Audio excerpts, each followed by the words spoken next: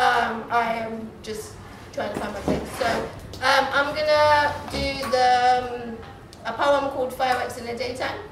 It was the first ever poem that I ever wrote and performed, and yeah.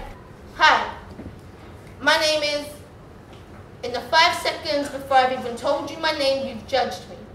You've decided what I can and can't do, you've judged me. You're thinking about how I live my life, you've judged me. Now, don't be too hard on yourselves because we all do it. But some of you are surprised that I can conjugate such fluent sentences. Others are surprised that I'm here in front of you with a talent. And the rest, well, the rest either didn't notice or are too embarrassed to admit it was the first thing that they did. See, it wouldn't matter if I was black, white, Asian, or even polka dotted. You would judge me. I could tell you that my favorite color is red, and you would judge me. I could be absolutely perfect from head to toe, and you would still judge me. See, Granddad calls me fireworks in the daytime. Have you ever seen fireworks in the daytime? Fireworks are amazing, but fireworks in the daytime are rare and extraordinary. So I never let a bad day make me think I have a bad life, because we've all had to fight the bad days to deserve the great ones. So I'm going to live my life and not let you judge me. I'm going to smile and not let you judge me. I'm going to sit up tall and not let you judge me. And next time somebody tries to judge you, just smile and tell them that you're fireworks in the daytime. Thank you. Cool. So the next piece, sorry, is, yeah, I'm just having a sip.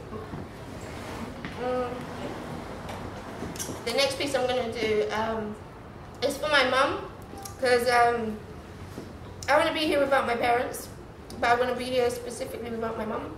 And I wrote this piece for Mother's Day because it was cheaper than buying her something. So this piece, yeah, is about my mum. On birthdays, I take my mum out, because technically it's her birthday too. It's the anniversary of the day we first met. It was winter, predicted to snow. Her water broke. I found money outside. The hospital always called me lucky. She went into labor at 7 a.m. At 7:02 a.m. I was out. She tells me I am the quickest of my siblings. She says it's because I am and was always ready for a challenge. See, I appreciate my mum, but I don't tell her enough. So thank you, Mum, for carrying me for 8 months, 3 weeks in a day. Thank you for those nights and days spent in hospitals and A&Es. Thank you for those nights when my legs felt like they wanted to fall off and run away from me. Thank you for being part of the reason that I have a confused accent. Thank you for your words of wisdom that I never understood until I was older. Thank you for telling me that men will never love me for the way that my hips sway, but the way that my soul smiles. Thank you for not defending me when people expected you to. Thank you for showing me exactly what fearless looks like. Thank you for your sacrifices. Thank you for embracing that alternative is okay. Thank you for your honesty. Thank you for just simply loving me. Thank you.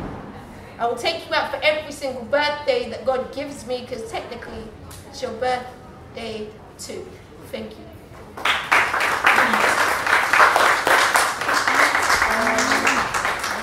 Cool. So I'm going to do one more piece, if that's cool. Is that all right with you? Yes, please, go ahead. Yeah? Okay, cool. This piece is called Stare.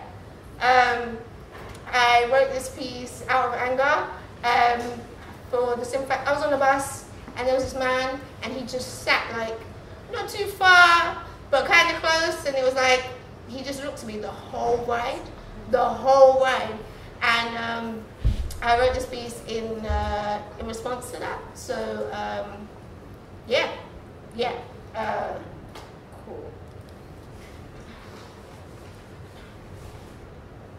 Stare. Don't worry, I'll wait to stare. Stare at every nut, bolt, washer, screw, every wheel and piece of metal attached to me. Get a good stare. Because I'm not going anywhere. Most of my my scars are internal, but the few external you will never see. Because they are buried behind clothes 3 times too big for me. Hidden behind hair diplomatically styled so that each strand is placed perfectly. And you only see what I want you to. Stare. Because this is the only time I'm going to tolerate you actually not seeing me but my chair. Stare. Until it's uncomfortable. Until your eyes no longer know where to look. Until the chair starts to fade away and all you see is just me. Stare. So hard that your eyes become x-rays and you start to see my internal scars. Can you see them? No? Probably confused by where the scars end and I begin, because scars have a funny way of reminding us that the past was real. But scars also make for good stories, and clearly my story's not done yet. So stay, because I'm definitely not going anywhere.